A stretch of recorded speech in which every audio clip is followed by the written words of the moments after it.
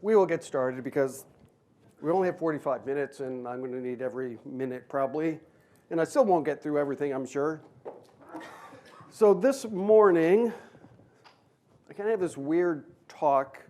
It's something that I have been working with for a bit in some of the projects that I build, and that is data file structures, whether it be CSV, JSON, XML.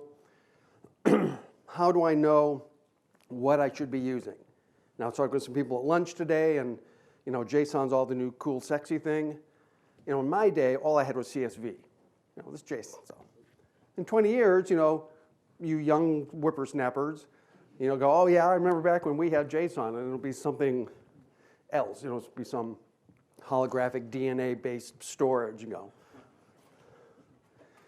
But we want to talk about, or I'm going to talk about, exploring different data format options, different ways that you can work with data in PowerShell and how you might want to decide which format would you use and what things to watch out for based upon that format type.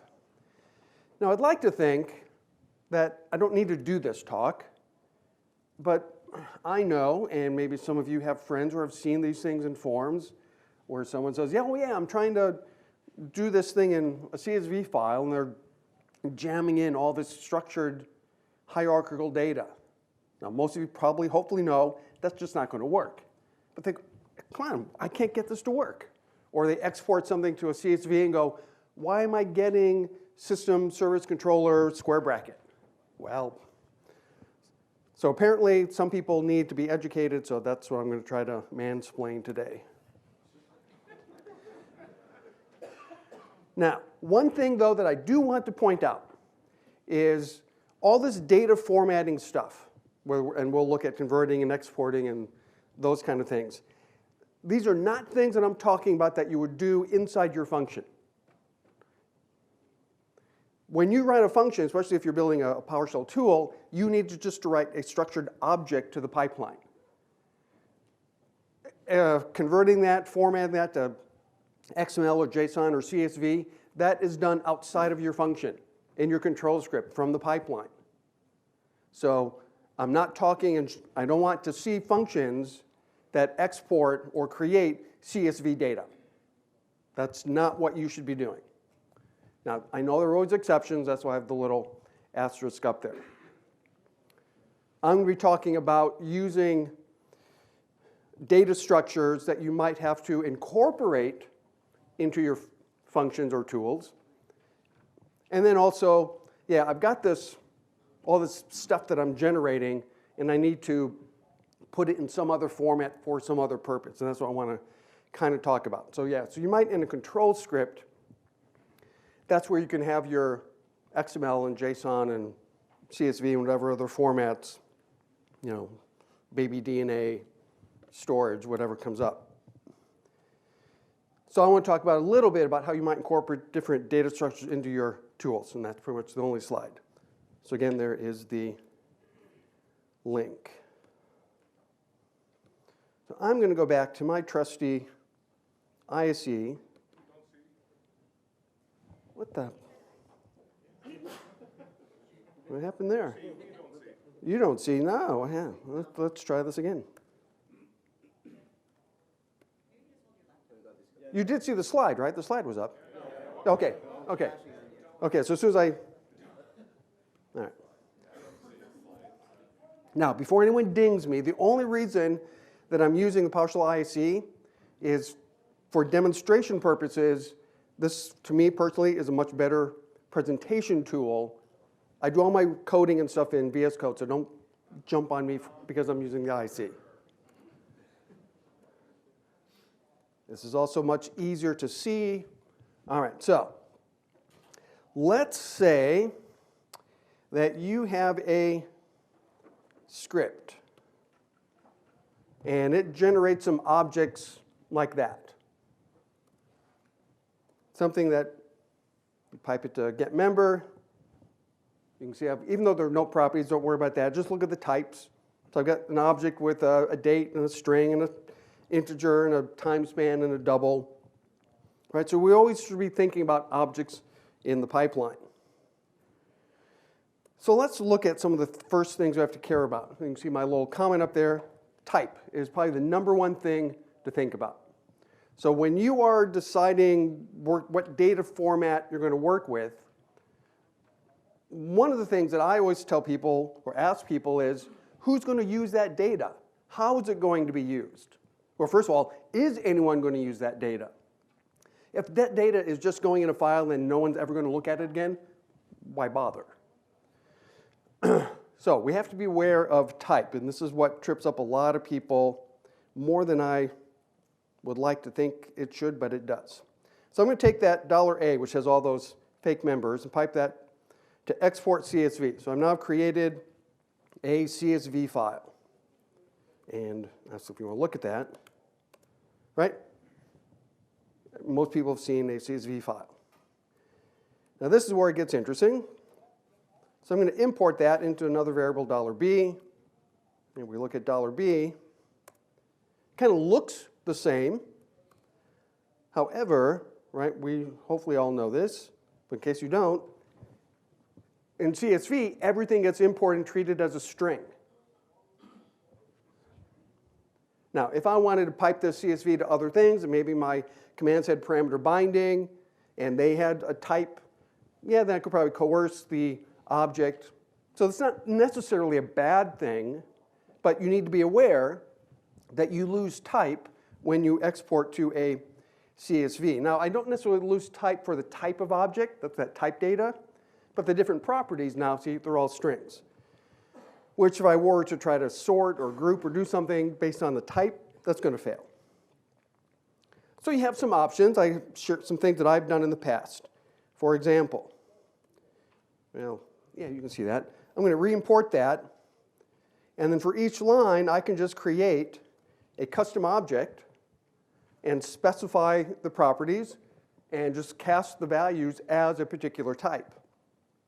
So if I do the import and just pipe to get member, now my type gets restored. Of course, you have to know in advance, you've got to know your data. And that probably goes true of everything that I'm going to be talking about. You have to know what your data is going to be. You can't, none of the stuff I'm going to show you is going to work if someone gives you a file and say, make magic out of this. Well, I got to know a bit more about what's in that file. But that's one technique. And yeah, you could probably build some functions or stuff around that. As an alternative, maybe you can build a class. So I can build a class called myData. The properties are the values from what will be from the CSV file. I can cast them as the appropriate type. I can create a constructor that then takes the values, eventually that you'll see comes from the CSV, and create an object based on the class. So I can import my CSV, and then again with the for each, call the constructor for my class, passing in the values from the CSV file. I've got this here. Boom. So once again, I get data imported, but you need to know in advance. If I wanted to go with this approach, I'd build a wrapper function around that, so I could just pipe my import CSV to new, or even, this would be in a case where I could create the function, and maybe it's called import my type, or import my thing. And I can pass the path to the CSV file, it then creates the class and writes the object to the pipeline. So a lot of the code I'm showing you is just kind of like the bare bones. You would then want to flesh them out into more meaningful tools. So that's kind of my little spiel here on CSV. JSON, I guess talk longer and louder than Jason over there. So JSON's the new sexy. And yeah, it's kind of fun, but there are some limitations, at least the way that I have worked with JSON. I can take my $A, which is my custom little fake object there, and I can convert that to JSON.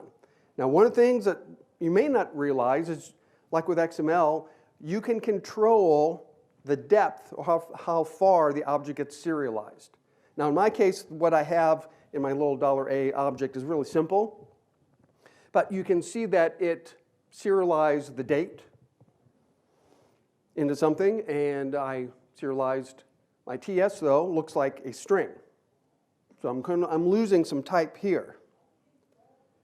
I'm going to convert that to JSON and then set that to a file. And now let's import that file. So that's $J. Nope, $J. That's a little ugly, isn't it? So it kind of got the other values, and they look okay. Pipe to get member. The date time got incorporated good. That's great. String, the integers. The value, little property, good. That's just, they have that as a decimal. I had a double. I'm fine with that. That TS, that time span, I had a little trouble with that. So you might try, oh, and I have screwed up my demo already. Because this first demo was not supposed to have depth, and this was supposed to have depth. I'm out of my depth.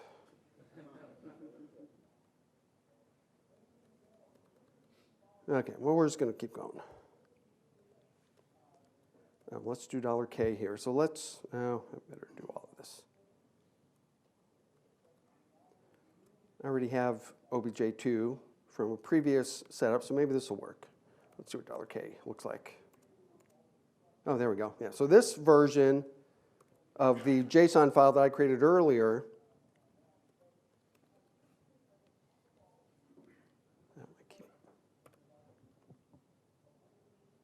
okay, now it's a little bit better. At least now I have a string for that time span. And if I wanted to, I could then import that and send it to select object and then create a custom hash table, say, yeah, treat that TS and then treat it as a time span. And then send that to get member so you can see that now I have a time span for that value. So there's some tricks you may need to do in order to get data formatted the right way. And where the hell did $S come from? Oh, that's because I sent it to up variable. Right, so now I can use the data, import from the JSON file in the right format. I told you I'm flinging a lot of feces here, trying to get a lot done in 45 minutes. Now, you have to be careful with JSON, though. Let's say that I have my, I'll just do this first part here. So I just have this JSON file, right? So I can get the data from it. I can convert it from JSON, and then I say, you know, I want to select the name size.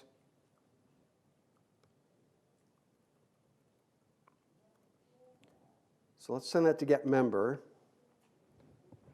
You would think, in looking at that expression, it should have worked. But I got no objects.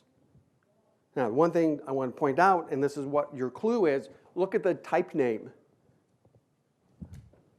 And this is a great way, by the way, if you're running a PowerShell command and you're not getting the results you are expecting, pipe back off your last command and pipe it to get member and look at the type of object that PowerShell is writing to the pipeline. Because it may not be what you think it's going to be. And that's what's happening here. And if I look at $S, right, because I know I have no object. I'm just going to get the content and convert it to JSON, and we're going to skip that select object statement, and let's see what we get here. Let's scroll up to type. By default, when you convert from JSON, you end up with a system object array. It doesn't actually create objects.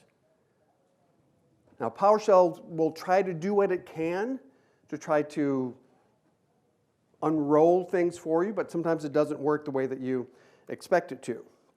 So the fix, and it's an ugly fix, is you basically have to pipe, when you do your import and convert from JSON, you need to send it to for each, and then take each converted JSON object and then format it the way that you need it to be.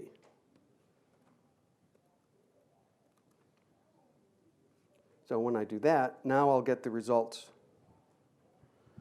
that I expect. And if I pipe and get memory, they'll be of the right type. Yeah, so this discovering the converting from JSON, giving me not the object I was expecting, but that system object array that threw me and made me drink much earlier in the day than I wanted to.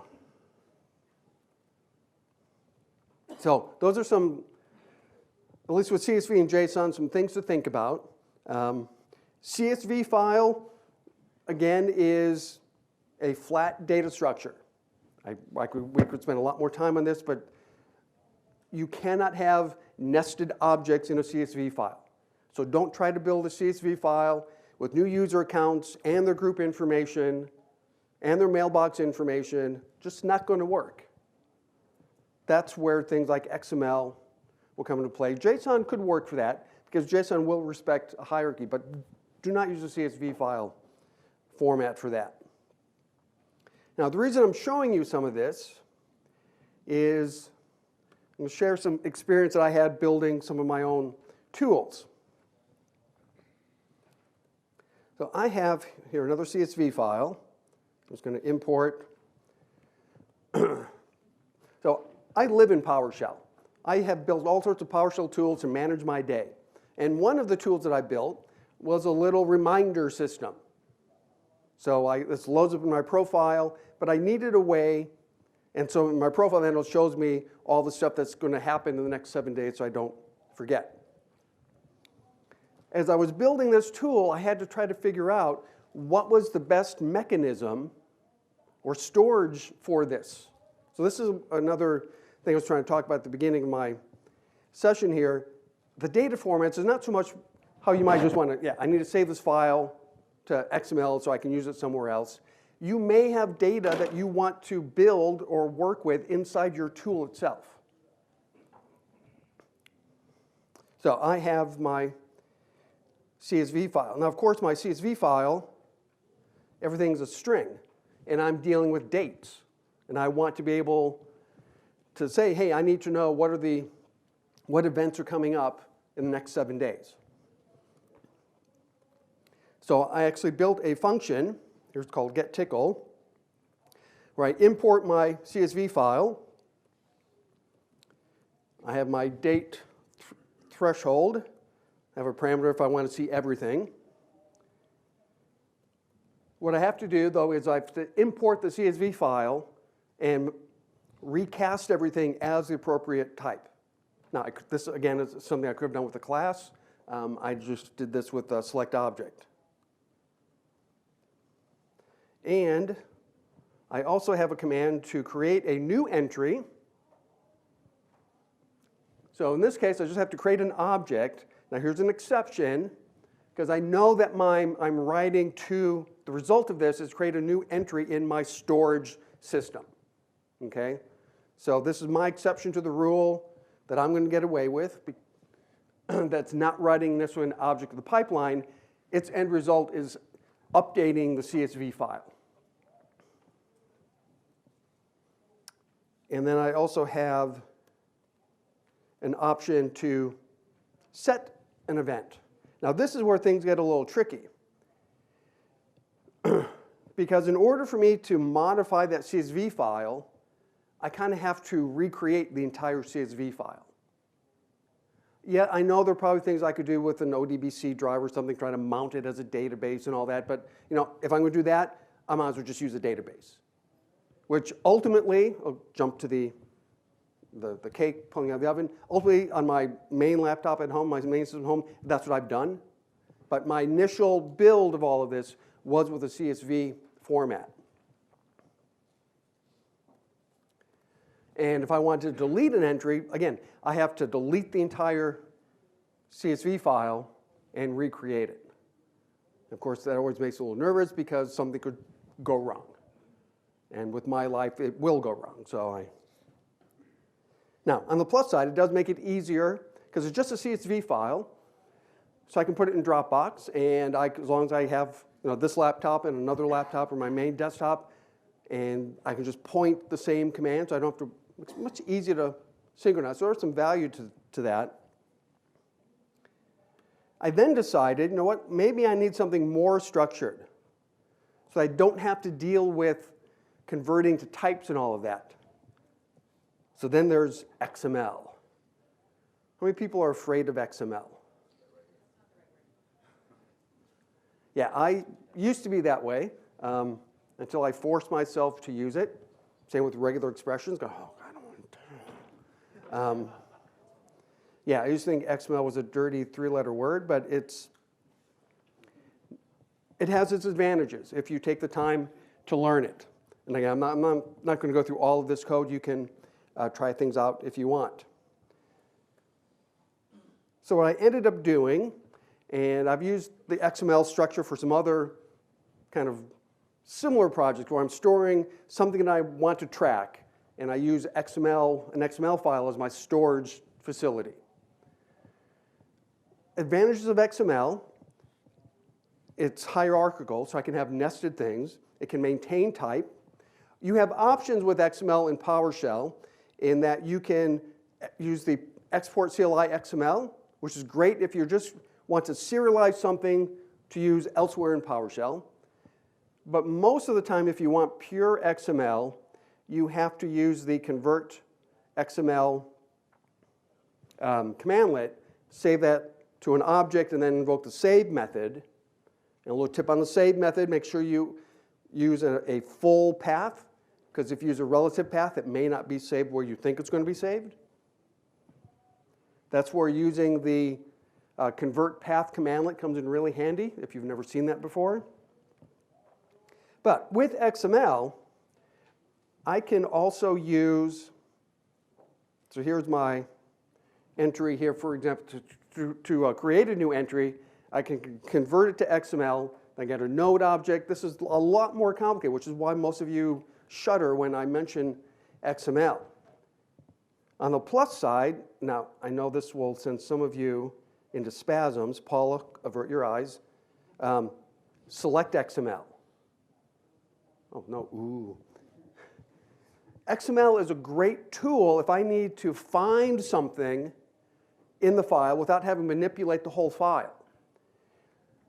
So I could use the XML format, say, oh, I need to update my little reminder, you know, the date changed. So I can easily get the object from the XML file, create an object, modify it, and then update the XML without having to rewrite the entire file, without having to delete it and recreate it. But there's definitely a learning path with XML. So that can be a little tricky and it can be a little intimidating. But if you take the time, maybe that will help. And then your last option, even though this is not really part of the talk, is just use a database. You know, SQL Express is free, and that's what you should be using. How many of you use Excel as your storage facility? Oh, you all smart enough to know not to answer that question. Well, I know some of you are, and you need to stop it. Excel is not a database. So just, I can't tell you how many forum posts I've seen where people saying, yeah, I'm trying to read this stuff out of Excel, or I'm trying to write something to Excel. Well, we have a format for Excel. It's called CSV. So generate the CSV, then open it up Excel if you really are, you know, really need Excel to make your day. Yeah? Use the Hicks module when somebody stored something in Excel and I need to read it. I'm sorry, what? Doug Fink has a module. Oh, yeah, well, but that's using Excel for Excel. Doug Fink has a terrific module that allows you to manipulate Excel, but as Excel. I'm talking about the people who try to use like the Excel COM object and read and write and open the file. Don't try to do that. Or, yeah, look at Doug Fink's Excel thing. If you are using it as a database, use a database. Use the free SQL. You can use SQLite. Use whatever free thing you can want to use. Now, apparently the one thing I just read about that you can't do, and I've never really tried, is the Windows internal database is not accessible to us as scripters. Now I'm going to pound on that and see if that's really true, but I just read that this morning. So databases, and actually this is my Tickle project is now also up on GitHub if you want to see my final code that I am working with. You can get to the internal database using SQL. Oh, well, you might as well just be using SQL. Yeah. Yeah. Anyway, so those are my quick things here. Let me see what else I want to jump to. All right, this is, again, more fecal flinging here. This is kind of a catch-all session here. Any questions so far? No one's left. Oh, he just left, so. Yeah. To kind of recap where we've gotten so far in the story, think about what data you need to preserve and how you're going to use it and who's going to use it. Unless you, and for the most part, your tooling should just write objects of the pipeline, your control scripts, the way that you use your commands, then you can work with the different file formats. Be careful of type. That's probably the number one thing that trips people up. Unless what you're doing doesn't rely on type, then don't care, then don't worry about it. But another thing that can trip people up is working with other types of data files. For example, a lot of people have like a computer server list, just a plain text file. Nothing wrong with that. It's a great way to, much faster than querying Active Directory. But there's no guarantee that the text file is clean and usable. So as you can see here, my name's at text. I have a bunch of, looks like service names. Some of them are indented. There may or may not be some trailing white space. That's kind of ugly looking. Now, I should be able to, in the perfect world, get content for that, pipe it to get service. Doesn't quite work for some of them, right? Because you can see, sort of, that it tried to parse the entire name. So like, first error there is cannot find service with space web client, then a bunch of other spaces, and then there's the closing tick. I also may have blank lines. So a couple of things you can do. One, a little trick that I use all the time is get the content where there is some value. All right, so they got me a little bit more. That skipped all the blank lines. You might still need to trim. So here I'm going to use the for each method, which we got in version 4. So I'm going to get all the names where I have something, and then for each one of them, I'm going to use the trim method to get rid of the leading and trailing white spaces. So this almost worked. I still have some line that has some blank character. But I got more of my services by trimming them up. You can fine-tune this here with regular expressions. This is where they come in handy. So I'm going to get my list of computer names where the line matches some word character. And then for each item, trim the spaces, front and afterwards. Now I get the result that I want. So I can clean up my text file and not have to worry that my boss went into it and typed in a name but completely hit tab and were sloppy about it, or hit enter or something. Obviously that's a lot of work, so why not just have a function? So you can use my optimized text function, and this function actually even includes a parameter. Because maybe your text file, you want to have a line that's commented, which you want to skip. So I have a parameter that you can specify, and my function here will go through and filter where the line matches anything that's not a space. And I create a script block for that, and then I can also optimize for the, oh yeah, if you include a comment character, then here on line 29, I can update the filter string and add another comparison where it doesn't match the comment character. So using this function then, load that.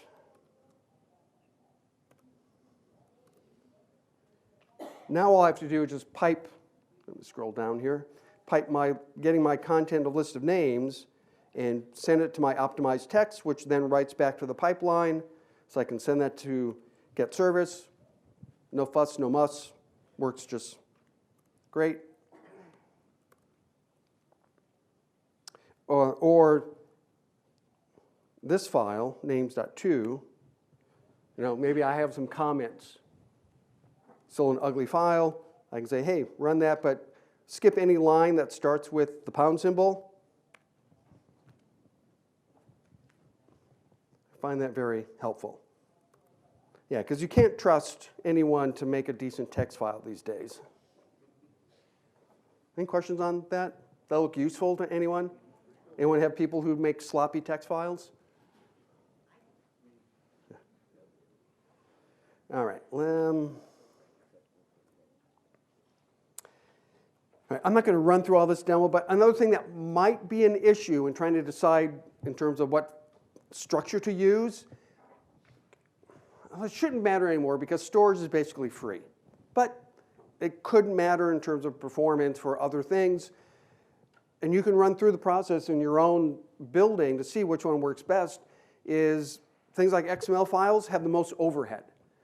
So you're going to generate a really large file saving stuff to XML versus you would to CSV or JSON. So go through you can use this as a practice and see for yourself. I'm not going to go through the demo. But look to see the size of the files that you get. Potentially that might be an issue or a deciding factor for you in figuring out what format should I be using. Maybe, and it may be an issue because the file has to be transported somewhere, or the way the performance and how it's being used, and the smaller file, you have to decide those things. But file size is also potential gotcha. All right. Boom, the next thing here. I need more boom.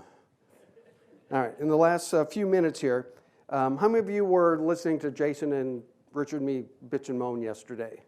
Okay, so some of you heard my little bitch and moan about creating sterile data. So that's my final little thing here, because it's kind of related to data structures. All right, so how many of you have a function that does, not the Active Directory part, but conceptually does stuff like this, where you've got hard-coded paths for an OU and domain name and a domain controller. Now, don't judge my code here. I just threw something together where I could explicitly put in bad practices. This is not necessarily the most fantastic piece of code I've ever written. But if someone said, oh yeah, I wrote this cool function that gets Active Directory users from a specific OU, say share that. Oh, I can't because I got to go through and it has, I want to smack you because no, you should not have written it that way to begin with. So I won't, punish, well, I will punish you. I should just get a Punisher t-shirt that has like no aliases instead of the skull or something. That would be. Anyway, so fine. Okay, if you're going to do that, then maybe the next revision, let's get rid of this so that I can make this more sterile, more agnostic. Because what's to say that my company now gets merged with someone else? Now I have to go back and try to find all the references in my functions where I have my company.pri domain. Well, that's going to really suck. Or you leave and someone else has to troubleshoot and figure out, why doesn't this work? Oh yeah, we got rid of the employees OU during the last reorg. Okay, so there are lots of reasons for not for lots of reasons for creating more sterile, non-specific code. So let's say we start with that. You do have options, and it's up to you to decide what option kind of works best for you. One option, and it's something that James O'Neill mentioned the other day, is, you know what? Move all those hard-coded variables, just make them parameters. So I can take my OU, my domain, my DC variable, and move them up and make them parameters. Make them mandatory, so I have to put in a value. If I wanted to, I could put in a hard-coded default. If you do that, of course, you can't use mandatory. I'm still not necessarily a big fan of that because you still then have to go back. If something changes, you still go back and change that default. But what might be useful is define the parameter so it takes value from pipeline by property name.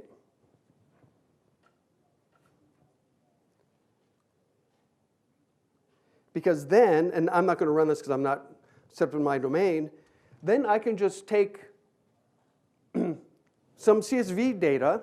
It could be in a file. You can create it on the fly. I just have a here string that's going to create a CSV structure and pipe it to convert from CSV, and then send that to get domain user to my function, and the pipeline binding puts all those things together. So I don't have to rely on anything in my function. My function just says, give me some data to work with. I don't care where it comes from. I'll just hook it up to the parameter, and I'm good to go. You could create, obviously controlled scripts or other stuff that would then use that structured data to call your function that you can control and should control, but your underlying tool, and also then that data could be reused for other commands. Because maybe you have a module you built for the help desk for working with Active Directory stuff. Instead of having all those hard-coded, you could probably have one CSV file that they would then just import or have your control script pass that CSV data into the function. That's kind of cool. Or, going one step further, how many of you use DSC and use configuration data? Well, that stuff works for regular scripts as well. And for those of you who don't know what I'm talking about, let me bring up the config data.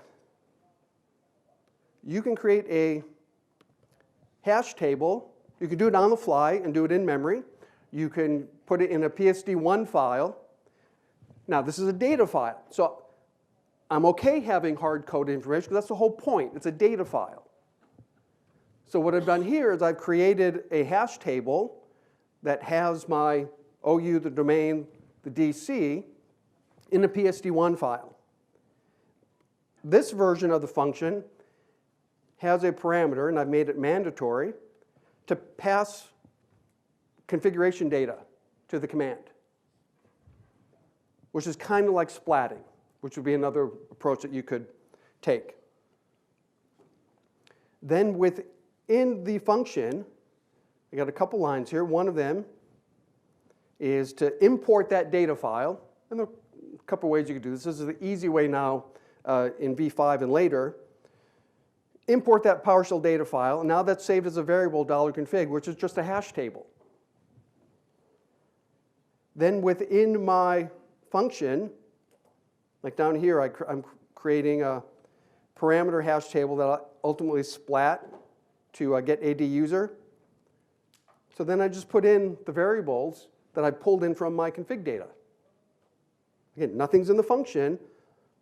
There's nothing exposed that shows anyone who looks at this how my Active Directory is structured, barring some custom property name, if you've extended the scheme, but I don't care about that. So now I can run the command, give it the path to the PSD1 file, I'm good to go. If I have multiple domains that I'm responsible for, I can just pass in the config data for the other domain, and I'm good to go. Obviously, the hard part, and it should not be hard, is you have to know and plan this kind of stuff in advance. But what I don't want people to do, and this is going to be my mission for the next year, is to get people to stop writing code like this, like that, where you have hard-coded values. So if you say, I've got something cool, show it to me, you should say, sure, I'd love to, and be able to without having to jump through all sorts of hoops. I have some scripts I wanted to put up on GitHub because I'm new to being a Unity member. And I have big SQL statements in it, and I don't want to post a SQL, but it drives the script. So what's the best way to handle it? I mean, should I just explain what it does and that, and then take the SQL block out? Or? No, I mean, you can, the SQL statement is just another piece of data. So it's no different than a domain name. So you should be able to use the same techniques here and just pass it through as a piece of data. Now, unless in your code you want to say, you need to write your own SQL statement that does this, that's kind of a gray area, but I see what you're saying. You can also pass that .sql file right to it and just keep that separate. Right. That, right? Yeah, because the more that you can make your code non-specific, and because community is so much bigger now than it was even like 2 years ago, right? GitHub has just exploded, and everyone just sharing code constantly, and that's a great thing. But I know a lot of people can't share code because they create crap like this. So don't create crap like that, and let everyone, see your beautiful smelling crap. Other questions?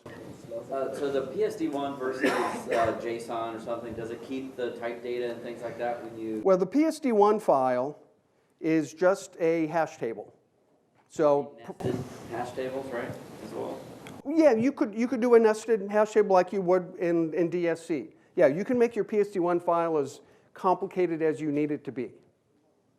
I wanted to keep it really simple, so I didn't strain anyone first thing on the last day. Other questions? Let me bring up the slide here with the GitHub things was missing. Yeah. So on your code demo, what if you actually, instead of passing like config data, actually did a dynamic lookup inside? So say you do like a get 80 domain inside of that command line. Well, the PSD1 file is static, but you could use whatever code you want to dynamically generate that config data object. You could inside of the get 80 user, the get whatever the custom user lookup or right in my function. yeah, your function. So instead of doing a dynamic lookup inside of that to figure out what the base domain is, if you know what the OU is. Yeah, you can then pass it as, if nothing else, at least pass it as a parameter. Yeah. But I know you can set a default value, but I would be hesitant even for that because again, that's something else that you have to go back and maintain. Once you write your code, and write your pester tests for it, you don't want to have to go back, barring someone discovering a bug, and have to rewrite it or touch it again. So write it properly the first time, and then go on to the next thing. Yeah? What's your suggestion for comparing like two JSON files, so like a diff, or the difference between if I was pulling it down like on timer? Oh, I don't know. Post it. Object. You could convert them to convert from JSON and then do a compare object. Yeah,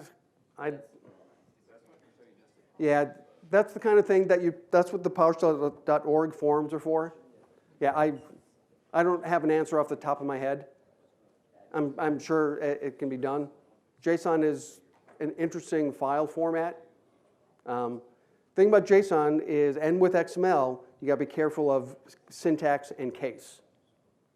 Because that's another thing that can burn you. CSV is much more forgiving, as long as you know that you've got flat data. Yeah. Does JSON have the ability to update it the way XML does? No. So the question is, can I update a JSON file like I can an XML file with the node methods? And as far as I know, no. The JSON file is kind of like CSV, and if you want to update something, you got to recreate the entire JSON structure. And for me, that I'm always worried that every time I do that, something's going to go wrong. So most of my commands that I build that use these kind of structures, I have a backup command that makes a backup copy of it first before I do the update. Have you applied any of these techniques to YAML yet? No.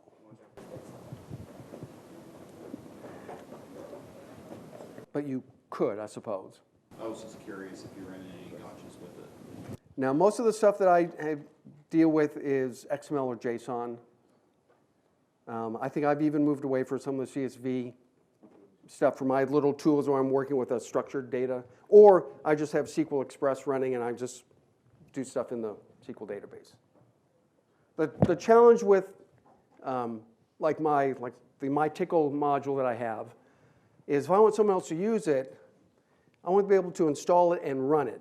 I'm not a big fan of dependencies, and if I say you have to have a SQL database, well, then I have to add a lot more code to make sure that the table gets created and all of that. And I mean, I'm working on some of that, but the portability of just saying, yeah, we're going to create an XML file, and I've got all the code that's going to do all the stuff for you, but you're just going to store in XML, that's fine.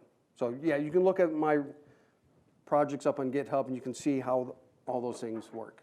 Yeah? Have you run into any techniques or useful things for working with really large XML files that you find worth sharing? No. I guess if I'm looking for stuff, trying to really learn how to work with select XML so you can get exactly what you're looking for. There are ways you can use select XML where you kind of start at the top and then loop through to kind of loosely find what you're looking for.